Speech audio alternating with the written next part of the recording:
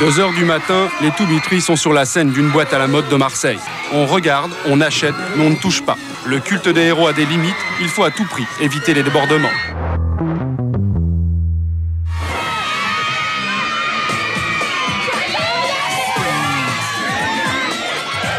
East 17, 4 jeunes chanteurs anglais, un boys band, un groupe de garçons, les premiers du genre en Europe. Propres sur eux, ces boys bands sont les nouvelles idoles, groupe fétiche des adolescents. À chacune de leurs apparitions, c'est un véritable raz-de-marée. Les fans les poursuivent et c'est tant mieux. Fabriqués de toutes pièces, ils sont là pour faire rêver les adolescents. Et ça marche. Les boys bands se multiplient, toujours suivis par des hordes de fans. La France aussi a ses groupes cultes. Parmi eux, les To Be Free, arrivés en octobre dernier. En quelques mois, nos 3 garçons, Abel, Philippe et Franck, vont truster les premières places du hit parade. À quel point c'est fort quand t'es sûr d'aimer. Ils ont leur fan club, 800 lettres quotidiennes et un numéro de téléphone où l'on apprend tout sur les idoles. Au total, 200 appels par jour. Adèle et Franck découvrent leur courrier. Ils le savent, les fans font partie de leur vie. Waouh. Elle était grosse, c'est hallucinant.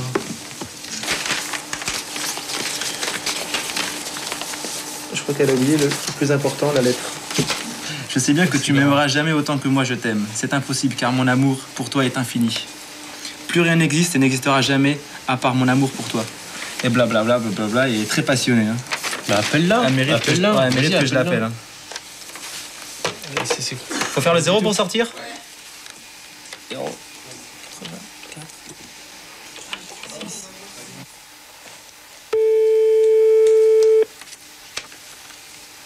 Allô? Oui, bonsoir, pourrais-je parler s'il vous plaît? Oui, c'est moi. Salut, ça va? Oui. Tu sais qui c'est? C'est qui? D'après toi? C'est Franck? Comment tu sais? C'est vrai? Ouais? C'est pas vrai? J'ai ta lettre sous les yeux là. C'est pas vrai? Mais si. Mais t'es pas dans des états pareils. Je peux pas être toi. Bon, reprends tes esprits. C'est très gentil ce que tu dis sur la lettre.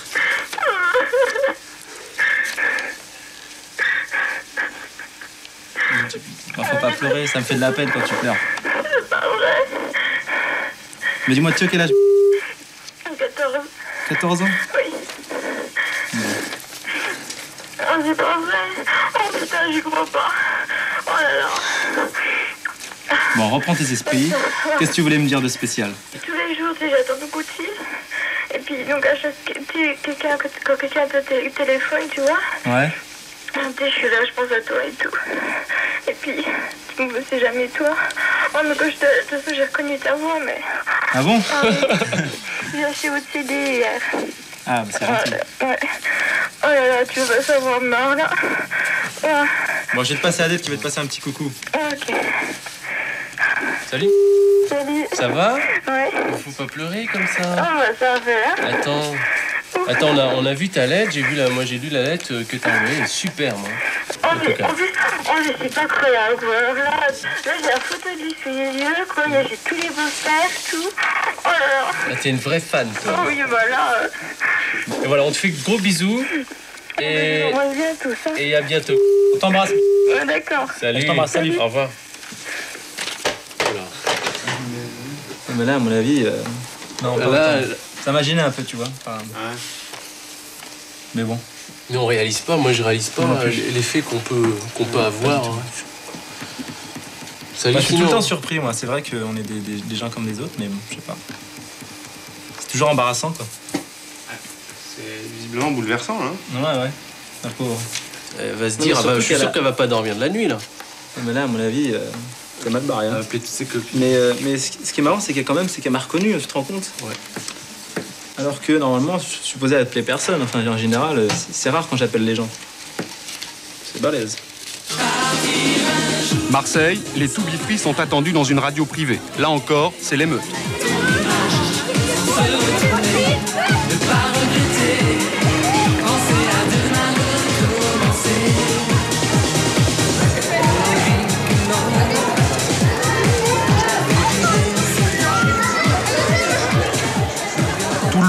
photographier, embrasser, toucher les jeunes éphèbes, mais à l'entrée, on sélectionne. On ne rigole pas avec la sécurité. Fermez la porte là-bas derrière. Pour les To Be Free, le planning est serré. Quelques minutes consacrées aux fans, aux autographes, puis une interview en direct sur l'antenne et ensuite direction un centre commercial, l'un des plus grands d'Europe. Là, ils sont attendus pour une séance de dédicace dans un magasin de disques. La recette de leur succès, le contact avec les fans.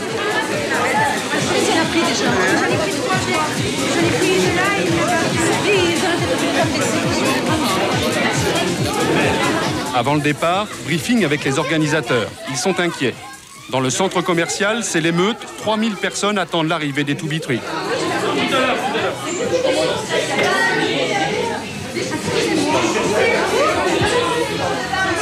Ils vont annuler. Ouais, parce qu'il y a des gangs, il y a des gangs qui sont peur. Il y a des gangs qui sont arrivés, des quartiers nord. Ouais. Des gangs, alors même si on arrive en voiture, qui nous aperçoit, même si on démarre, ils vont nous chasser. Nous chasser, c'est pas la peine. C'est vrai? Bien sûr. Ils en reviennent avec sa femme, il dit il vaut mieux pas monter là-haut parce que là-haut c'est le feu, il y en a 3 qui sont là, et il y a des gamines, enfin il y en a qui sont contre vous, il y en a qui sont pour vous, donc le phénomène il existe. Le phénomène il vaut mieux pas risquer le délire quoi. Parce que là on risquait le délire. C'est vrai qu'il y a 5000 personnes. Non, il dit genre 2500, 3000 facile. Quand même. Faut rester correct, tu vois. 2500, 3000 c'est quand même assez énorme, tu vois. Comme situation. Et là-bas, il valait mieux d'abord, ne serait-ce que pour le véhicule, parce que le véhicule, ils nous le massacraient, nous démontaient la voiture. Ça aurait été un charclage. On peut pas appeler les CRS, c'est vraiment pas possible ça. Tout à l'heure, on avait on avait parlé d'appeler les CRS. là-haut, c'est quoi? C'est chercher l'agression? C'est la provocation? Attention, parce que là, il faut pas que ça recommence comme là-bas. Non, là, il faut sortir. Non, vous sortez. C'est bon. Jugée trop dangereuse, la dédicace est tout simplement annulée. Déçus, les To Be Free rentrent à l'hôtel. Car pour les organisateurs, pas question de jouer avec la sécurité. À la sortie d'un concert ou d'un plateau de télé, il y a 200 fans qui nous attendent. Faut pas sortir avec une écharpe, faut pas avoir un sac, une casquette. Donc c'est normal, tu sais, le moindre contact, elles sont contentes, elles t'arrachent ta casquette ou ton écharpe, ou elles-mêmes elles te tirent les cheveux des fois. Mais c'est vrai que c'est une main qui passe, donc elles se rendent pas compte. Et quand elles sont 10, c'est ce qui est très très dangereux lorsque tu sors d'une voiture, c'est les stylos. Les stylos, parce que les stylos. Ah ouais, les stylos c'est une arme. Parce que contrairement à ce qu'on pourrait penser, un stylo c'est hyper dangereux parce qu'elles sont toutes là, elles voient pas, elles peuvent te piquer dans l'œil. C'est vrai, hein? Mais c'est vrai en plus. Imagine-toi un jour, il y a la copine d'un garçon qui nous aime bien et elle a une photo chez elle dans sa chambre, et puis le garçon est très jaloux et pris de panique et de haine, il se précipite à un concert et puis il te flingue. Ah ouais, non mais imagine-toi, tu sais, tout est possible. Je pense pas à ça, mais c'est jouable, franchement, c'est jouable. Et puis les gens qui sont à côté nous le disent, et puis moi, ça, si tu veux, ça met de la pression, et puis, mais je pense pas quand même. Tout ce qu'on fait programmé par la maison de disques ou les concerts ou tout ça, on est toujours protégé. Toujours, ouais, tout ce qui est professionnel. Même maintenant, presque tous les jours. Ouais, maintenant, quand on est accompagné on a un garçon qui s'occupe de la sécurité pour nous, tout le temps. 2h du matin, les To Be Free sont sur la scène d'une boîte à la mode de Marseille. Dans la salle, plus de 1400 personnes. Autour du boys band, pour les protéger, une vingtaine de gorilles. On regarde, on achète, mais on ne touche pas. Le culte des héros a des limites, il faut à tout prix éviter les débordements.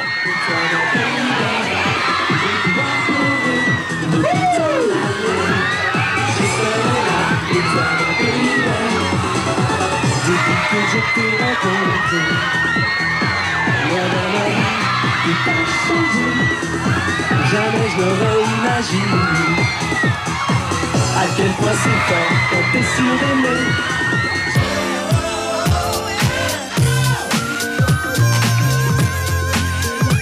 Animatrice, actrice, chanteuse ou mannequin, Ophélie Winter est la star du moment. Aujourd'hui, elle doit gérer son image.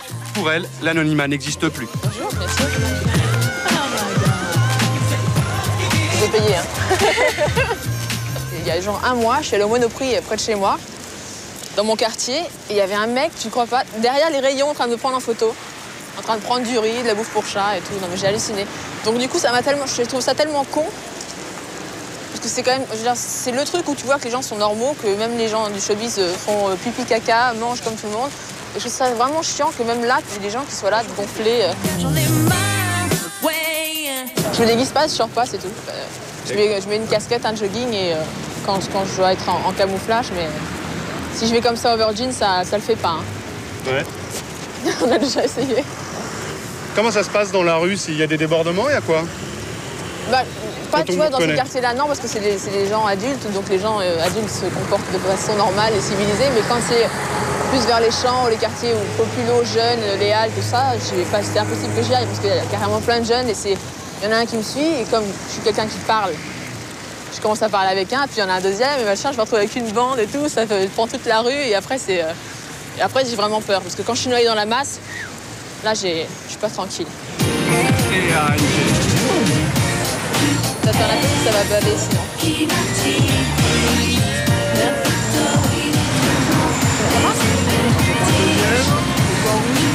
Au bout de 3, c'est très cher. Moi, ça me fait rire. J'aime bien. C'est rigolo. Ça fait partie du métier? Bah, je crois, ouais. Vous avez prévu tout ça? Ouais, même quand tu commences, t'as envie que de ça au début. Puis après, quand t'en as beaucoup, ça te gonfle un petit peu, mais je les aime bien les gens. Bonjour. Mais parfois, il suffit d'un autographe refusé pour déchaîner la colère d'un admirateur. 2 ailes et 2 ailes. Je faisais une dédicace un matin et puis après toute la journée j'enchaînais émission sur émission et tout et j'ai dû en faire 2 ou 3 dans la journée plus la dédicace et le mec est arrivé à la dédicace a essayé de m'embrasser sur la bouche bizarrement et moi je me baisse, j'écoute les gens comme ça hurlent dans tous les sens, je me baisse pour parler avec les gens 5 secondes et il a essayé de m'embrasser et tout, il arrive avec une rose habillée dans le même costume que j'avais le jour même, donc un truc hyper bizarre déjà quand t'as ça en face de toi, le mec qui avait l'air assez bien et tout, puis finalement il m'a suivi toute la journée, il accrochait la poignée de ma porte de voiture. Et en sortant de la dernière émission qui était Drucker, je crois, je suis sortie vachement tard, 11h ou minuit, un truc comme ça. Et j'ai dit aux personnes qui m'entouraient, c'est bon, rentrez chez vous, allez voir vos femmes et enfants, moi je rentre à la maison. Et le mec était encore accroché à la porte, je suis rentrée dans la voiture, il a essayé de rentrer du côté passager, j'ai trop parlé aujourd'hui, je suis full up. Et donc j'ai fermeture centrale des portes. Et il est passé de l'autre côté, il s'est raccroché à la portière et il m'a suivi jusqu'à chez moi. Quoi. Je suis arrivée, je pouvais pas, j'étais à 15-20, les voitures me klaxonnaient, c'était un cauchemar, j'avais peur d'avoir un accident, de renverser quelqu'un, de le tuer. Et en même temps, il me hurlait, je vais me tuer si tu me parles pas et tout. Je me suis dit, mais qu'est-ce que je fais? Je lui parle, ça se trouve, j'ouvre la fenêtre, il va m'égorger, ou je savais plus quoi faire. J'étais vraiment paniquée, quoi. Et en même temps, j'avais des fans, une bande de fans qui me suivent tout le temps partout, qui sont vraiment très sympas et qui m'ont suivi encore toute la journée et qui ont vu ça, qui ont vu ce mec-là complètement dingue et qui ont couru derrière la voiture et qui ont essayé de le décrocher. Et il y avait carrément une fille qui s'appelle Peggy, qui me suit partout, et qui est quelqu'un de très... un caractère assez fort et tout, et qui vient de la banlieue, et que genre, se laisse pas faire. Et elle a commencé à le frapper, tu lui mettre des coups de poing, tu la lâches, ils sont devenus fous, ils étaient tous autour de la voiture, il y avait des passants qui se sont arrêtés. Moi, j'étais avec le portable en train d'appeler les flics, le temps qu'ils arrivent, tu peux toujours te faire attraper dans tous les sens. Et en fait, c'est un mec qui s'est arrêté, qui a vu que ça devenait vraiment grave, qui est sorti de sa voiture et qui a pris le poignet du mec et qui lui a tellement serré qu'il aurait pu peut-être lui casser, quoi, mais pour qu'il lâche prise, quoi. Il m'a dit vas-y, casse-toi et tout, et je suis partie. Mais j'étais pétrifiée, quoi. Je pouvais plus bouger, même d'en parler, là, ça me fait peur, quoi. Je me suis dit, mais pourquoi j'accélère ou pas? Qu'est-ce que je fais? Je me cache, je reste. Je voulais lui parler, en même temps, je me suis dit, si se tue après que je m'en aille, quoi. Oh.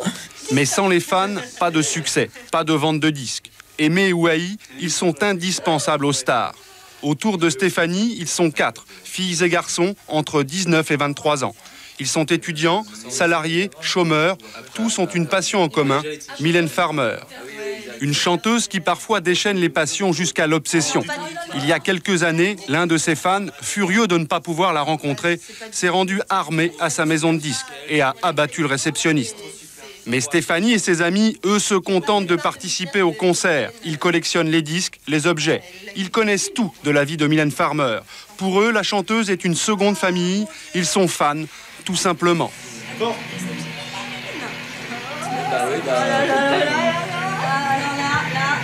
Allez, préparez vos Kleenex, les enfants, ça va pleurer. Ah, c'est malin d'avoir mis ça. Ah, c'est malin, ouais.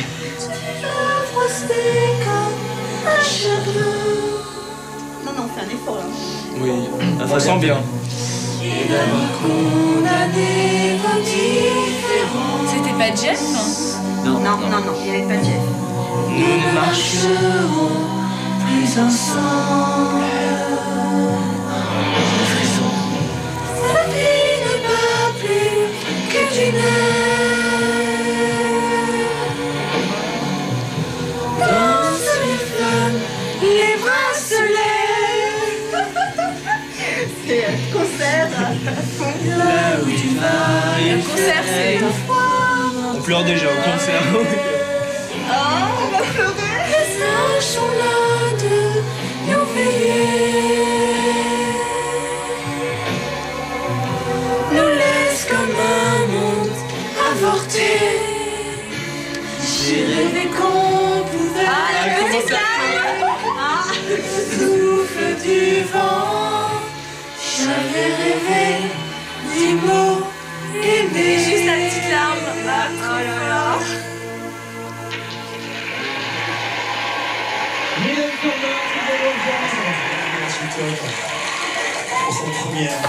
Et ça, c'est nos trésors.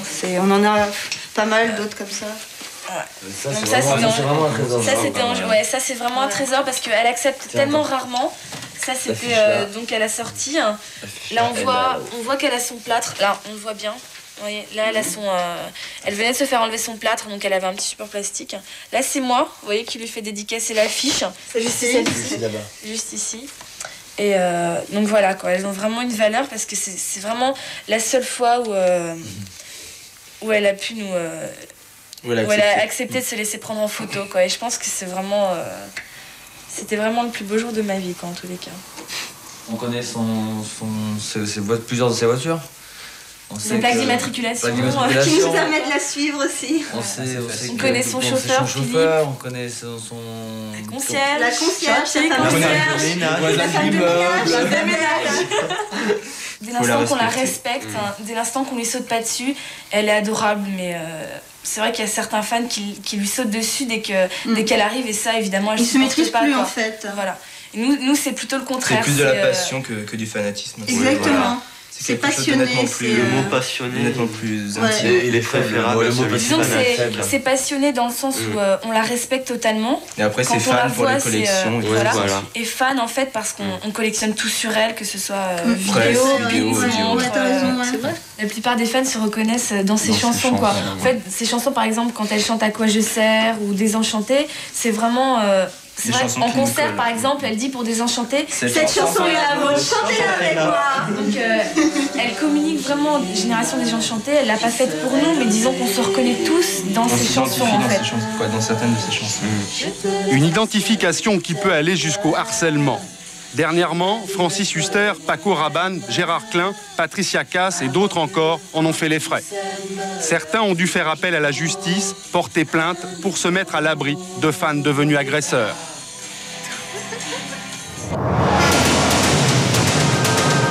Los Angeles, capitale mondiale du show business. Ici, il faut se montrer, être abordable, visible. Les maisons des stars sont l'objet de la curiosité du public.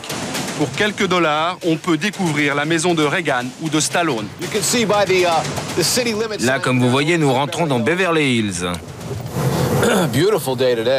Les stars de cinéma se doivent de posséder une villa à Los Angeles, et si possible dans les quartiers chics, comme ici à Beverly Hills. Là, je vais vous montrer la maison d'une actrice très célèbre. C'est la maison de Linda Evans, de la série Dynasty. Et là, sur la droite, c'est la maison de Michael Douglas.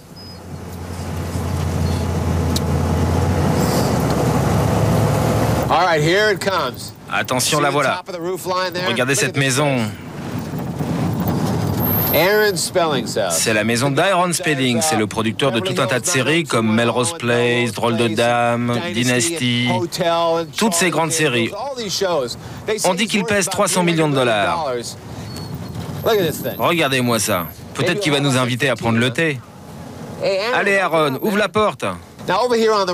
Maintenant, regardez sur la droite. Une femme très célèbre habite ici. Et vous voyez qu'elle préserve son intimité. On ne peut rien voir au travers des palissades. On ne voit rien, c'est normal, elle se protège.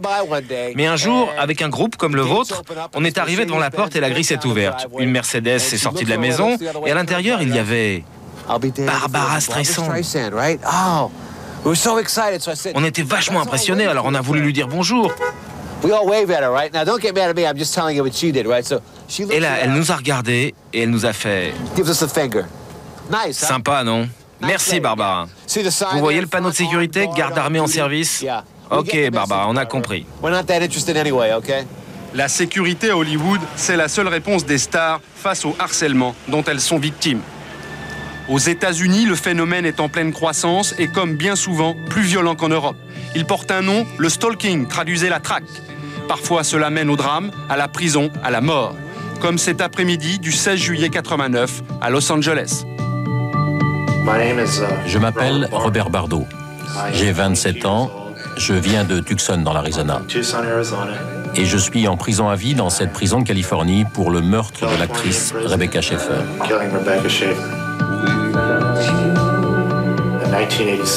Je l'ai vue la première fois en 1986 en découvrant la bande-annonce de son feuilleton.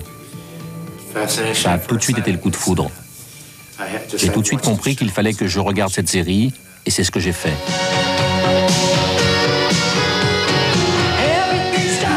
Plusieurs fois, j'ai essayé de la voir, mais chaque fois, je me faisais conduire. Au début, ça m'a simplement irrité.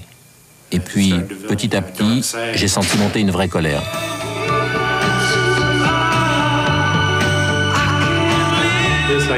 C'était comme une dépendance. Il y a des gens accros à l'héroïne, d'autres à la cocaïne ou à l'alcool. Moi, ma dépendance, c'était elle.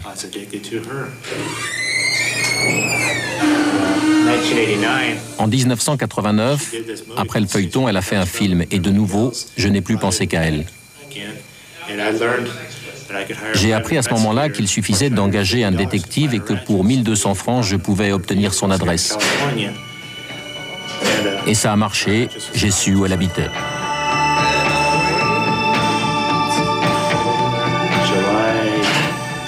Le 16 juillet 1989, je suis allé la voir à Los Angeles. Je l'ai rencontrée 2 fois le même jour. La première fois, je lui ai juste serré la main. Je n'avais pas imaginé que ça se passerait comme ça. Elle est sortie sur le pas de la porte. Elle portait des lunettes et un t-shirt bleu clair, un jean, et ses cheveux étaient tirés en arrière. Elle portait des bagues turquoises à tous les doigts. Elle avait l'air très décontractée.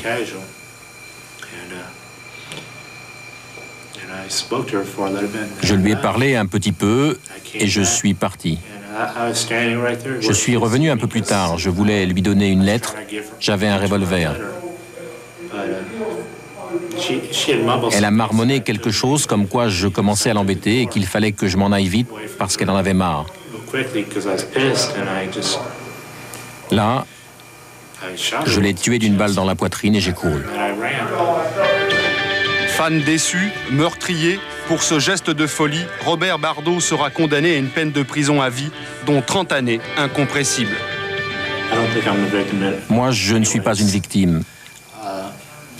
C'est Rebecca Schaeffer, la victime. Pendant mon procès, mon avocat a essayé de me faire passer pour une victime, mais ce n'est pas vrai. C'est elle et sa famille qui sont les victimes. Vous savez, ça existe, les gens obsédés. Certains sont obsédés par leur carrière, d'autres par autre chose. Moi, je ne pense pas être fou. Je suis très cohérent. Je n'entends pas de voix, je n'ai pas d'hallucinations. Jamais je ne me serais cru capable de faire ça. Ça s'est imposé à moi, c'est tout.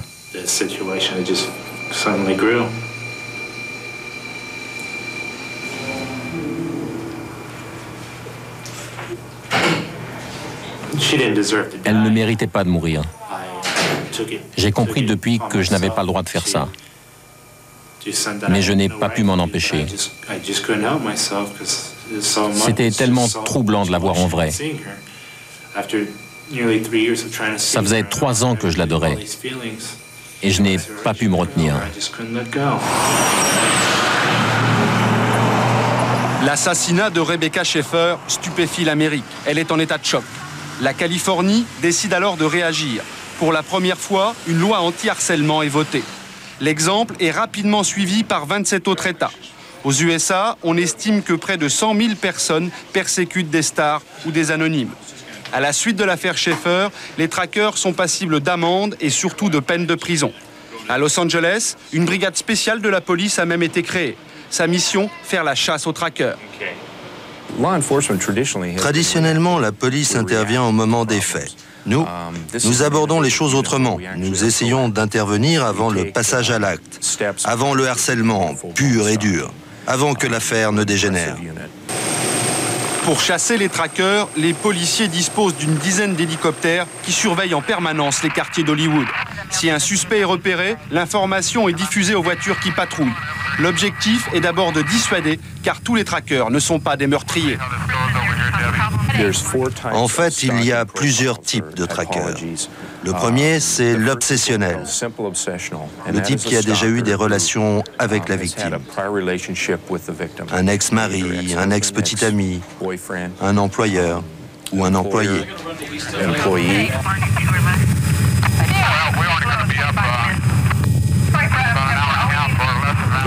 Le second cas, c'est l'obsédé amoureux. En général, il n'a jamais eu de relation avec la victime. La victime est célèbre, bien sûr. Le suspect est obsédé par elle, au point qu'il va échafauder tout un plan dans l'unique but de la harceler. Ça commence souvent par des lettres.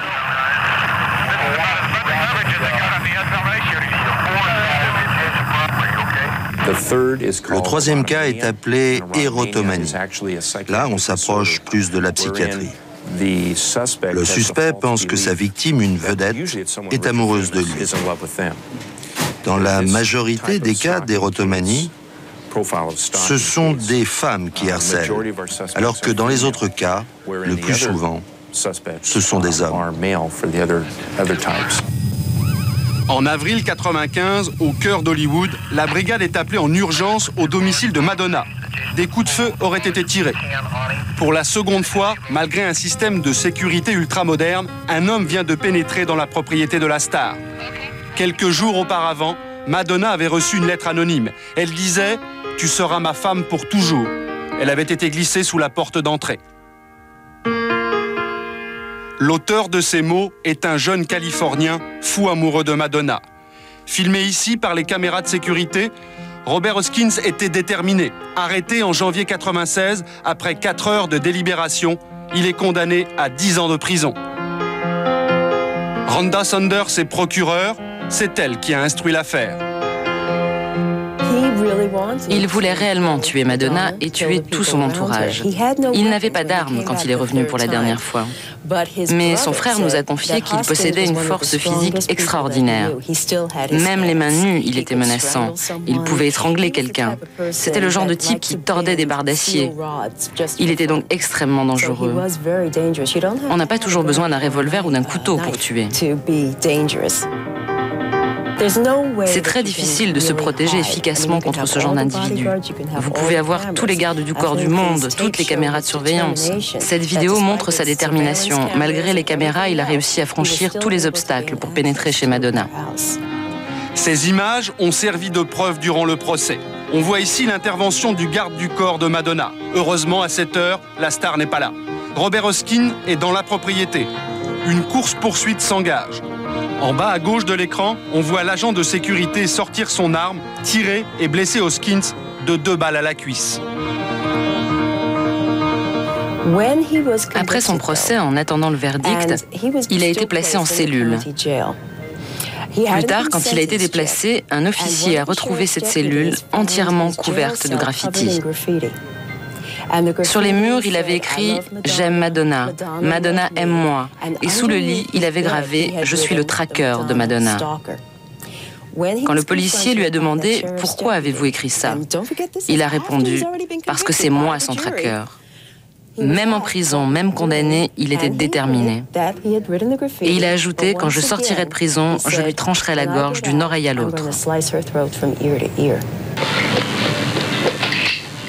Pour un autographe refusé, une lettre sans réponse, certains admirateurs se déchaînent.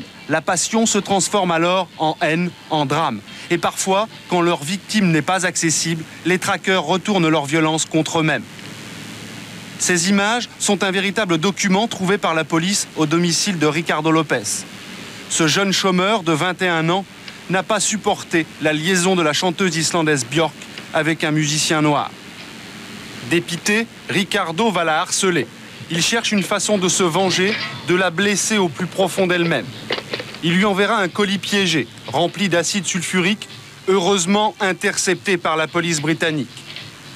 Alors, le 12 septembre 1996, pour que Björk n'oublie jamais, Ricardo a mis en scène et filmé son suicide. Il se rase le crâne, se peint le visage et lui envoie un dernier message. Au total, 12 heures d'images destinées à son idole et intitulées « Le meilleur de moi-même ».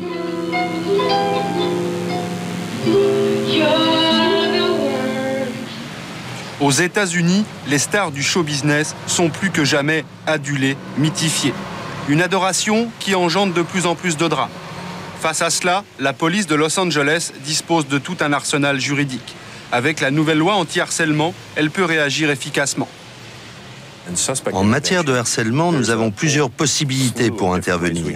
Bien sûr, l'arrestation reste la plus efficace, mais parfois, il nous est impossible d'arrêter le suspect, car nous n'avons pas de preuves suffisantes pour l'inculper. Souvent, on utilise ce que nous appelons une contrainte d'éloignement, mais pas dans tous les cas. C'est très utile.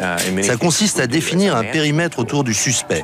S'il viole cette zone, nous pouvons alors l'arrêter et lancer une procédure judiciaire.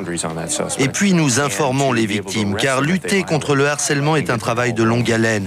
Il nous faut absolument leur collaboration. Nous leur demandons aussi souvent de changer leur comportement, de se faire plus discrets. Ça peut nous aider.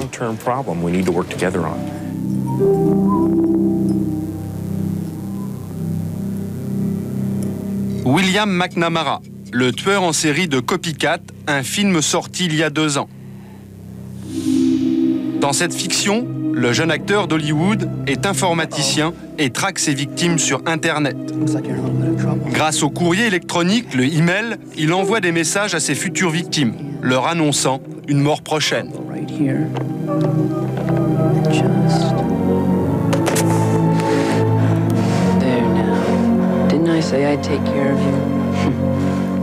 Aujourd'hui, la réalité a rattrapé la fiction. Quelques mois seulement après la sortie du film, la vie de William McNamara est devenue un enfer.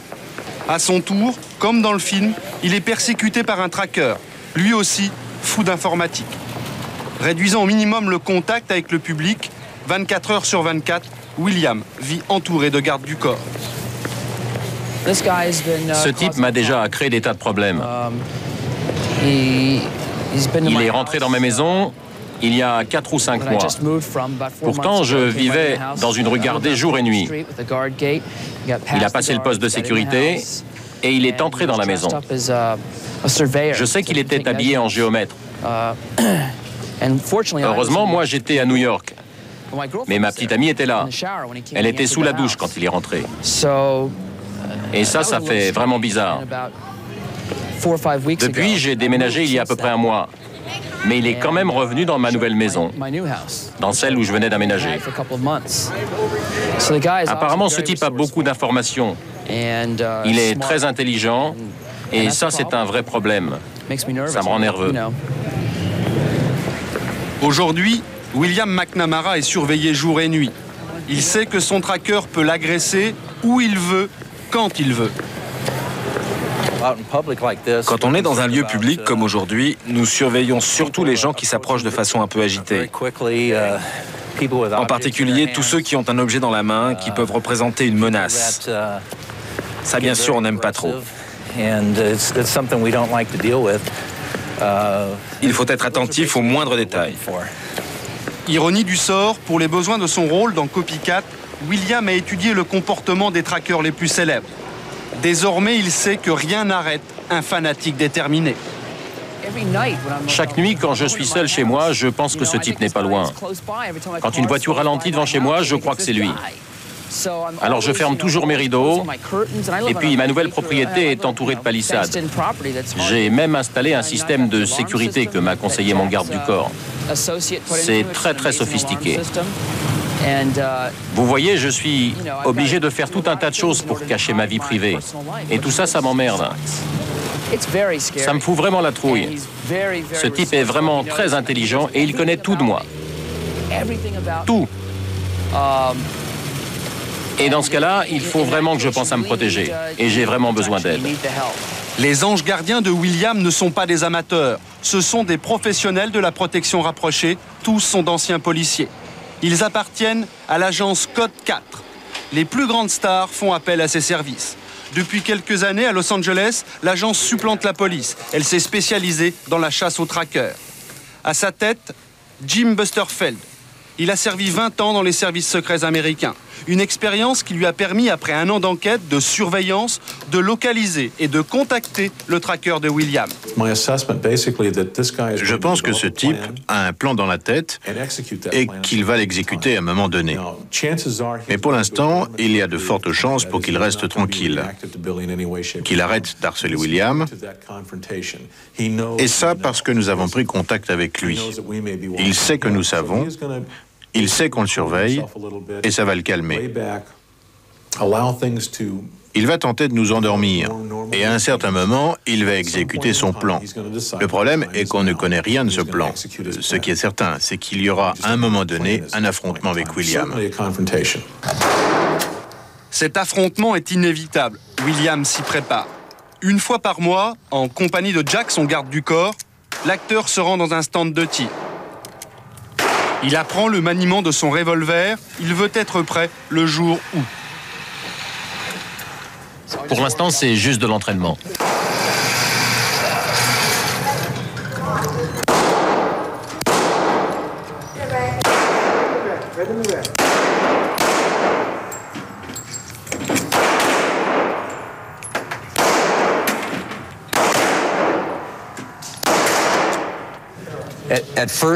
Les premiers coups étaient un peu trop rapides.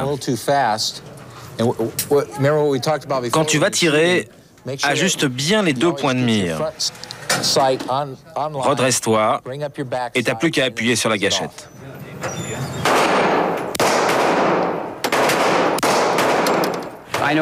Tout dernièrement, j'ai eu la confirmation que ce type possédait une arme.